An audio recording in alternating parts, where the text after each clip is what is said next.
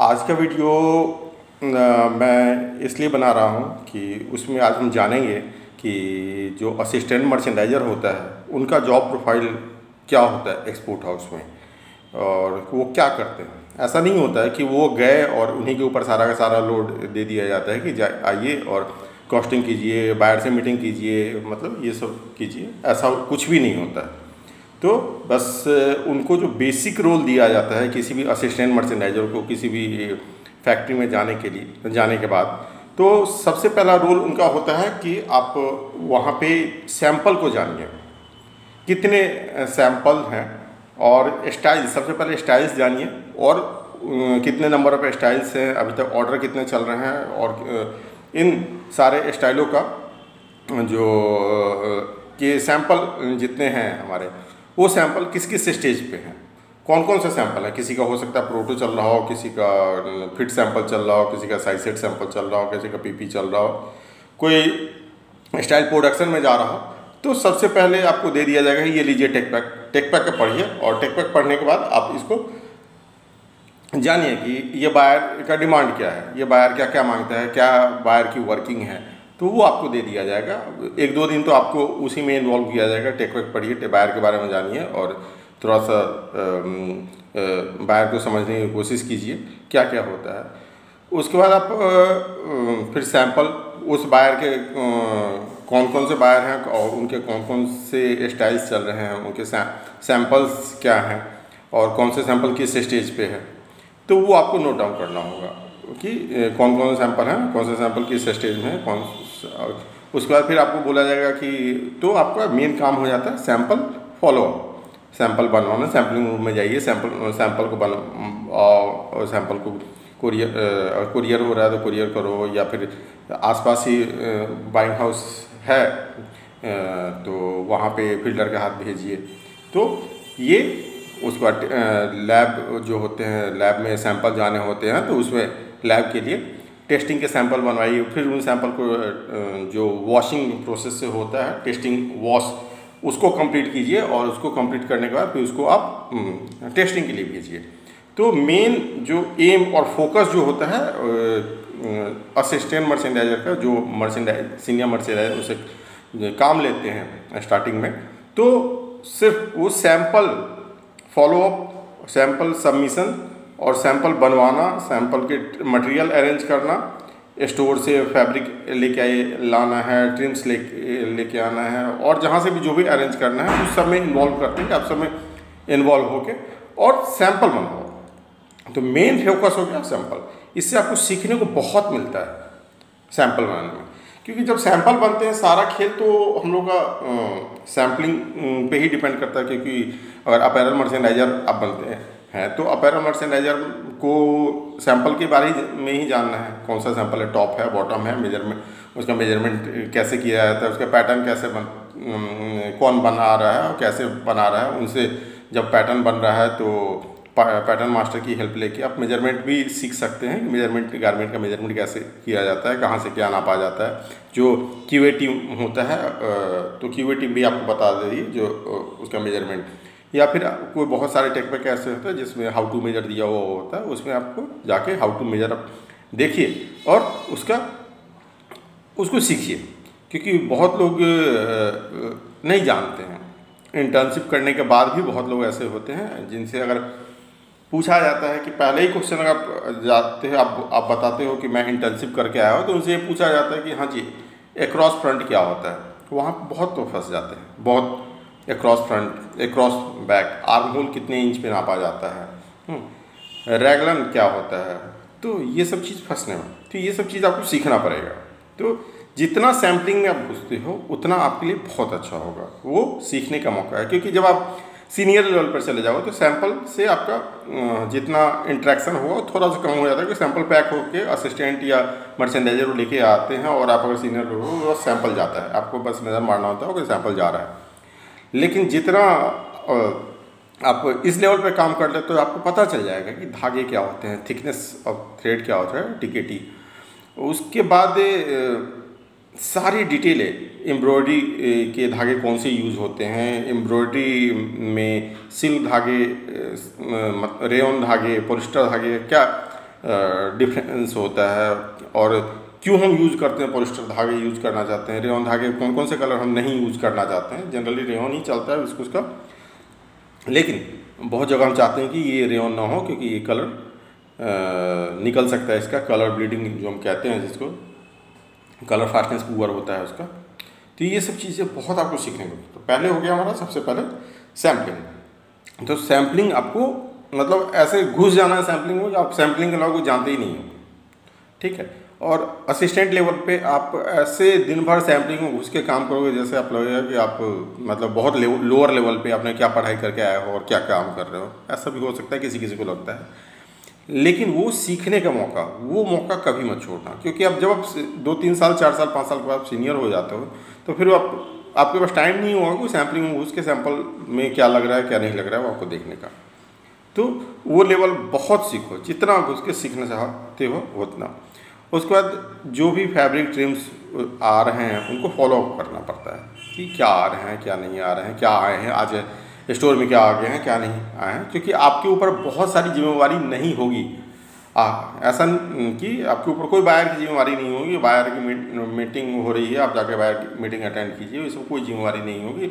ना ही कॉस्टिंग करने की आपके ऊपर जिम्मेवारी होगी, ना ही आपको TNA बनाने की कोई जिम्मेवारी होगी। स्टार्टिंग में धीरे धीरे जैसे आप आगे बढ़ोगे, जैसे जैसे आपका एक्सपीरियंस होगा और जैसे जैसे आपका अपने सीनियर के साथ ट्यून होगा, वैसे वैसे आपके ऊपर रिस्पॉन्सिबिलिटी दी जाएगी कि आप कैसे निभाते हो उसको, ठीक है। उसके बाद आप अच्छा कर रहे हो तो आपको धीरे धीरे कुछ स्टाइल्स भी दे दिए जाएंगे, ये लीजिए इतने स्टाइल आप पर्सनली हैंडल कीजिए।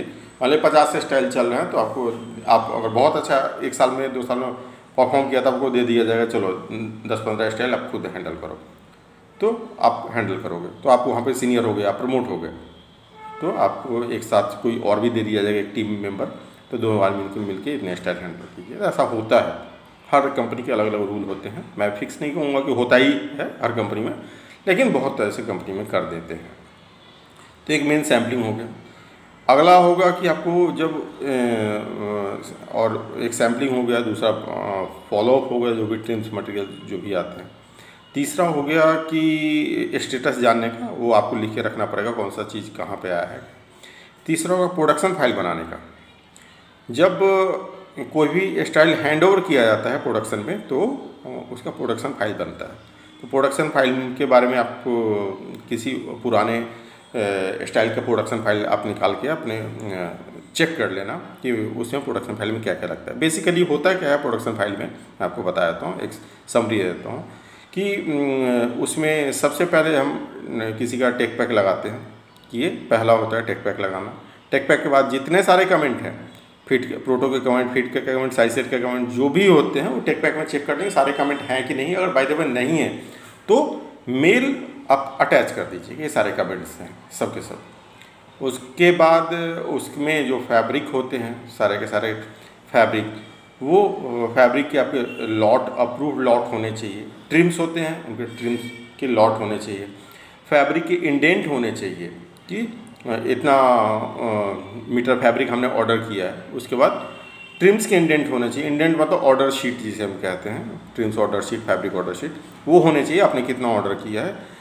उसके बाद जो एवरेजेस लिए हुए हैं, मतलब फैब्रिक कंजम्पशन का जो पैटर्न मास्टर ने एवरेज दिया हुआ है कि कितना एक पीस कितने में कटेगा और टोटल उसी हिसाब से अपने फैब्रिक ऑर्डर किया है, वो शीट लगी होनी चाहिए और अपडेटेड शीट होनी चाहिए, जिससे देखे कि जो पीपी सैंपल बन रहा है वो आपने जो फैब्रिक ऑर्डर किया है उससे कम में बना है, या मतलब कमेंट के बाद पीपी सैंपल जो फाइनली बना है उससे कम में बन पाएगा या उससे ज़्यादा में प्रोडक्शन कटेगा, ठीक है। क्योंकि कभी कभी होता है कि मान लीजिए आप एक 10 में फैब्रिक ऑर्डर कर दिया है, तो बायर के कमेंट फिट पे आ जाते हैं, साइज सेट पे आते हैं, फाइट पे आ जाते हैं, पीपी पे आ जाते हैं, प्रोटो सैंपल। तो किसी में होता है और छोटी वो हो सकता है पीपी के तक जाते जाते 1-10 के बदले हो सकता है 1 मीटर ही में ही पूरी शिपमेंट कट जाती है। और कभी कभी होता है 1 मीटर के बदले 1-10 के बदले 1-20 या 1-15 भी हो जाता है। तो उस केस में फैब्रिक कंजम्पशन बढ़ गया आपका। तो शिपमेंट की क्वांटिटी कम और ज़्यादा हो जाती है, तो उस समय वो देखना पड़ता है कि हमारा फैब्रिक उसी के हिसाब से ऑर्डर्ड है या नहीं, और बाय द वे बच भी रहा है फैब्रिक तो कितना बच रहा है। तो आपको मैनेजमेंट होता है, मैनेजमेंट के नॉलेज में डालना। 5% एक्सेप्टेबल सब है, क्योंकि 5 से 7% कुछ वेस्टेज भी हो जाता है। 5% एक्स्ट्रा ही काट लेते हैं, उसके बाद वेस्टेज भी हो जाता है, तो उस तक कोई नहीं पूछेगा। लेकिन उससे ज़्यादा मान लो 50% फैब्रिक बच गया, फिर दिक्कत है। छोटी क्वांटिटी में 50-100 मीटर नो इशू, लेकिन जहाँ आपकी क्वांटिटी 20,000 50,000 पीस का है, उसमें अगर 20 सेंटीमीटर एवरेज बच गया बहुत मैटर करता है, या 20 सेंटीमीटर या 10 सेंटीमीटर एवरेज घट गया बहुत मैटर करता है, क्योंकि वो फैब्रिक आपका लॉस है। ऑर्डर कर रहे हो तो भी आपका लॉस है, इसलिए क्योंकि आपने कॉस्टिंग तो उतने पे की है। अब बाहर से आप अब चार्ज देगा नहीं देगा वो आपने टाइम पे पूछा नहीं, हो सकता है बाहर ने फिटिंग के स्टेज पे चेंज कर दिया, उस समय आपने नोटिस, मतलब आपने नहीं, मर्चेंट सीनियर मर्चेंट ने नोटिस किया कि नहीं किया, तो वो सब चीज़ें आपको शीट में लगा के देनी होगी कि ये सब है। उसके बाद फैब्रिक, उसके बाद test report, FPT test report होता ही होता है। एफपीटी टेस्ट रिपोर्ट जो फैब्रिक हमारे जो भी आए हैं वो एफपीटी फैब्रिक पैकेजिंग टेस्ट वो पास है, मतलब सारे जो फिजिकल पैरामीटर होते हैं पास है, कलर फास्टनेस वगैरह सब कुछ पास है। बहुत ऐसे होते हैं कि टेस्टिंग रिपोर्ट के बाद भी इंटरनल बहुत फैक्ट्री इंटरनल भी टेस्ट करती है। और अब ये सब जो फाइल बन रहा है, तो ये फाइल जो बनेगा, इस फाइल में आपको ये फाइल किसके लिए बना रहे हो, तो सैंपल के लिए, तो अप्रूव्ड सैंपल होना चाहिए जिस पे सील लगा हुआ हो। तो फाइल के साथ अप्रूव्ड सैंपल, पीपी का सील लगा हुआ, अप्रूव्ड बाइंग हाउस का सील लगा के ओके हो जाता देता है। तो सील लगा हुआ हो ओके, बहुत जगह साइन करके दे देते हैं, बहुत जगह सील लगा के देते हैं, बहुत जगह सबका अलग अलग, मतलब सिंपल अप्रूव्ड सैंपल होने चाहिए, पीपी सैंपल होने चाहिए जो आप फैक्ट्री को देते हैं। उसके बाद और कोई कमेंट है, कमेंट साथ में लगा होगा उसमें। उसके बाद सैंपल के बाद पैटर्न, बहुत जगह पैटर्न, बहुत फैक्ट्रियों में, छोटे छोटे फैक्ट्रियों में मैनुअली पैटर्न जाता है कि pattern master pattern graded pattern निकाल के दे देते हैं पैटर्न मर्चेंट को, तो मर्चेंट ले जाके पहुंचाता है या किसी का हाथ भेजता है दूसरी फैक्ट्री, और सेम फैक्ट्री में तो बस पहुंचाना।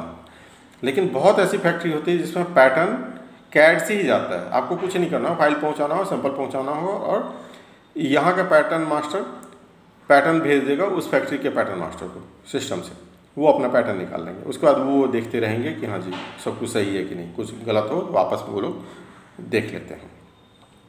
मटेरियल ऑर्डर में आपको मटेरियल ऑर्डर करते समय आपसे बोला जाएगा कि आप चेक कीजिए कि जो सैंपल में सारे मटेरियल लगे हुए हैं वो सारे मटेरियल जो ऑर्डर हो रहे हैं, कुछ गलत तो नहीं, कुछ कम तो नहीं, कुछ ज़्यादा तो नहीं है, एवरेज आपको सबसे लेके आना पड़ेगा। फैब्रिक के लिए पैटर्न मास्टर सबसे उनके पीछे पड़ के एवरेज देना है, और ट्रिम्स के लिए जो भी कंसर्न पर्सन हो उनसे पैटर्न मास्टर ही बहुत जगह दे देते हैं, बटन खुद ही काउंट कर लेते हैं। और लेकिन बाहर से भी बहुत जगह चेक किया जाता है कि ये जो एवरेज बटन है, इस बटन के साथ कितने बटन एक्स्ट्रा जाते हैं। बहुत बाहर एक बटन एक्स्ट्रा देते हैं, बहुत ज़्यादा बाहर 2 बटन एक्स्ट्रा लेते हैं, कुछ बाहर लेते ही नहीं, तो डिपेंड करता है कि, तो वो भी आपको ध्यान रखना पड़ेगा। जिपर और टेप वेप वो भी ध्यान देना है कि आप जो ऑर्डर कर रहे हो वो आप मर्चेंट को जो दे रहे हो वो सही चीज़ दे तो रहे हो। ऐसा हो सैंपल में कुछ और लगाओ, ऑर्डर कुछ और हो गया, तो आपको ध्यान देना है कि सही चीज़ जो लगाए वही सीनियर मर्चेंट के हाथ में या जो भी ऑर्डर कर रहे हैं उनके हाथ में दे दे कि ये यही मैंने लगाया है, तो उसी के हिसाब से ऑर्डर हो जाएगा। नहीं तो गलत ऑर्डर जो है तो इसमें एक एक गलती पे बहुत दिक्कत हो जाती है, पूरे मैनेजमेंट तक बात चली जाती है, क्योंकि पूरा लॉस होता है, हर बंदा दूसरे को की गलती ढूंढता रहता है। तो ये होनी चाहिए। तो लैब टेस्टिंग हमने डिस्कस कर ही लिया, सैंपल फॉलो कर ही लिया, तो और सब कुछ का रिकॉर्ड रखना एक इम्पॉर्टेंट है कि जो भी चीज़ बनता है, जो भी चीज़ होता है, सबके एक रिकॉर्ड रखो। चलिए ये बेसिक है, तो ये आपको सारे इन्फॉर्मेशन मैंने दे दिए हैं जो असिस्टेंट मर्चेंडाइजर फैक्ट्री में क्या करता है। तो ऐसा नहीं है कि ये सारे सब कुछ ख़त्म हो गया, सारे इतने ही तक आपसे, इनके अलावा बहुत सारे रूल हो गए जो वहाँ पे बताया जाएगा, जैसे सैंपल फॉलो, वॉशिंग बहुत जगह आना जाना, एम्ब्रॉयडरी वगैरह सब बनाने के लिए भाग दौड़ करना, बहुत ऐसी चीज़ है जो उस समय प्रोडक्शन में सैम्पलिंग में चलते हुए आपके सीनियर बताएंगे जो आपको पढ़ना पड़ेगा। चलिए, आपको ये वीडियो अच्छा लगा हो तो प्लीज़ लाइक और सब्सक्राइब कीजिए। Thank you.